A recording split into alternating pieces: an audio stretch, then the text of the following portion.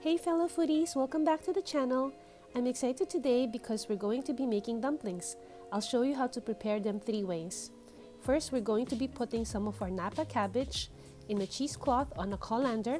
I'm adding some salt to that to draw out some of the moisture. Let that sit on the side for a few minutes. Next, we're going to be chopping off our scallions. We're going to chop them into smaller pieces.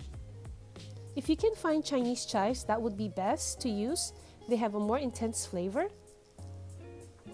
And also we're going to be cutting up our carrots.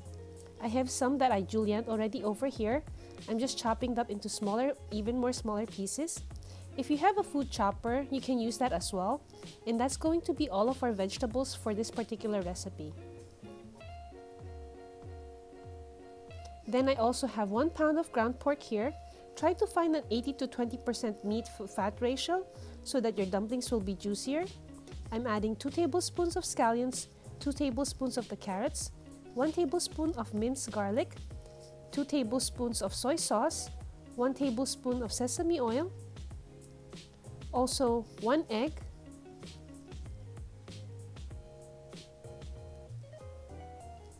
about 1 teaspoon of white pepper, and also 1/4 of our Napa cabbage.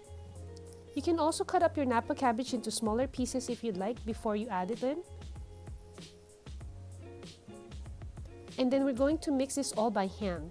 I'm using my hand because it's easier for me to get the feel of how I want the texture of our meat. Also try to mix it in one direction and also pick it up and slam it into the bowl a few times to try to get the air out. This will help make the dumpling filling smoother, and also at the end, you would like a paste-like consistency.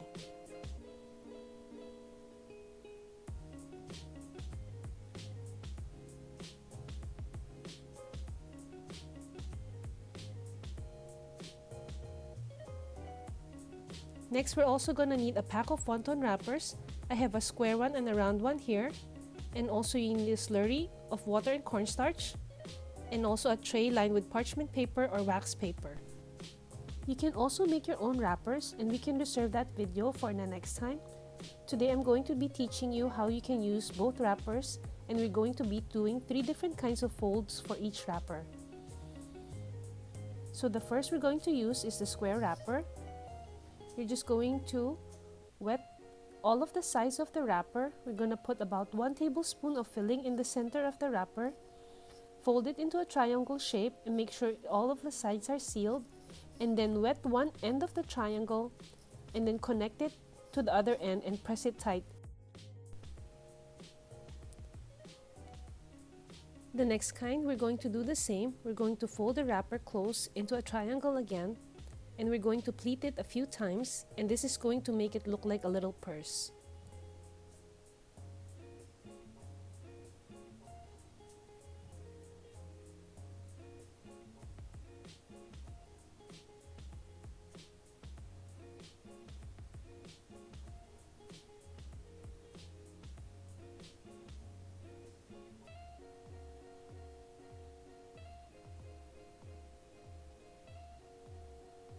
And in our third one, we're going to do the same thing. We're going to wet the edges, put a little bit of filling, but instead of closing it, we're going to use our index finger to push it into the middle, and then we're going to fold and seal the edges just like this, and it's going to look like a little purse. So those are 3 ways that you can use your square wrappers. 3 kinds of folds. Now let's go to our round wrappers. We're going to wet the edges to help seal it. Put a little bit of filling in the middle. We're going to fold this like a half moon, but we're going to put the 2 sides and push it to the middle, seal it, and press them onto each other. It's going to look like a purse, but this is going to be a rounded one. And our next purse will be just like what we did with the square one. We're going to put the filling in the middle, but we're going to leave the sides open. So press it to the middle, seal it together. And the most important thing about wrapping dumplings is make sure you seal the edges because you don't want any of the filling to escape during the cooking process. Also, make sure to squeeze as much of the air out when you're sealing it close. And the last one, which we'll be using the most, I'm going to work the edges and we're going to pleat it into the middle. I'm doing 3 pleats on both sides. We're going to go from left to right and from right to left. The reason why we're using these kinds of pleats is to resemble the silver and gold ingots that was used in Imperial China. Here are the 3 ways we used our round wrappers, and 3 ways we used our square wrappers. And also the filling I prepared was enough to fill 1 pack of round wrappers. So here we're going to freeze half and cook the rest. So I'm going to show you 3 ways to cook our dumplings. I'm going to pan fry some, which in most restaurants you call pot stickers or kuotie. We're going to boil some, which is called shui jiao, which is what I usually do. And the third one, we're going to steam them, which you see in most dim sum restaurants, which is called jiaozi. So here I'm showing you, if you don't have a steamer, you can put enough water in the bottom of a pot, put a small rack, and then put your bowl on top and then cover that. So I have my 2 pots of water that we're just gonna wait for them to boil. And I have my pan here to pan fry. We're just going to put some oil, wait for that to heat up, and we're going to put our dumplings with the flat side down. Leave it there until you see the bottom is nice and golden brown. It should take about a minute or 2. And then we're going to put some water about 1/4 of the way up to the dumplings and then cover the pan. Put your pan in medium heat, then we're going to wait for the water to evaporate.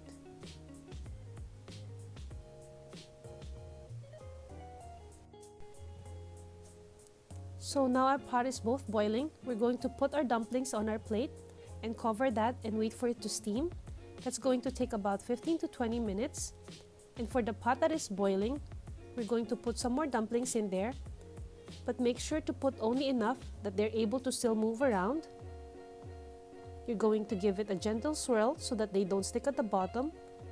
And once that you see that they're able to move, you're going to cover the pot and wait for it to boil.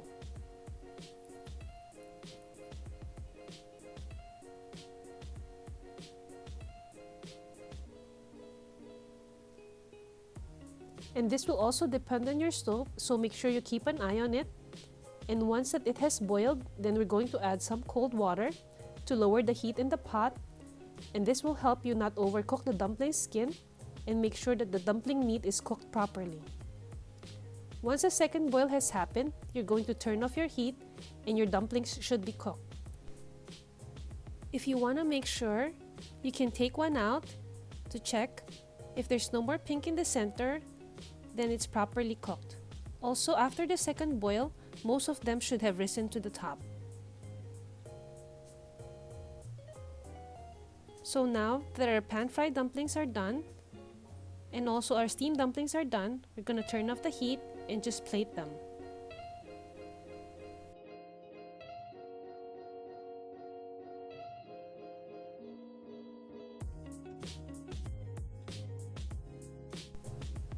So for our dumpling sauce, we need 1 tablespoon of soy sauce, half a tablespoon of Chinese black vinegar, a little bit of scallions, a little bit of garlic, minced garlic, little bit of grated ginger, some sugar, and also 1 tablespoon of homemade chili oil.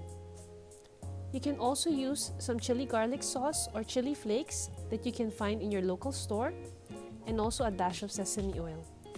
You're just going to mix that all together and combine, and that's going to be our sauce for our dumpling. These dumplings freeze really well, so the ones we left in the freezer for about 15 to 30 minutes, you're going to transfer them in the Ziploc bag, and you're just going to cook it the same way. You're just going to add 5 minutes to the cooking time for each. I hope you like my dumpling recipe and learn some cooking tips on how you can prepare them at home. As always, if you have any comments and suggestions, please let me know. And again, thanks for watching.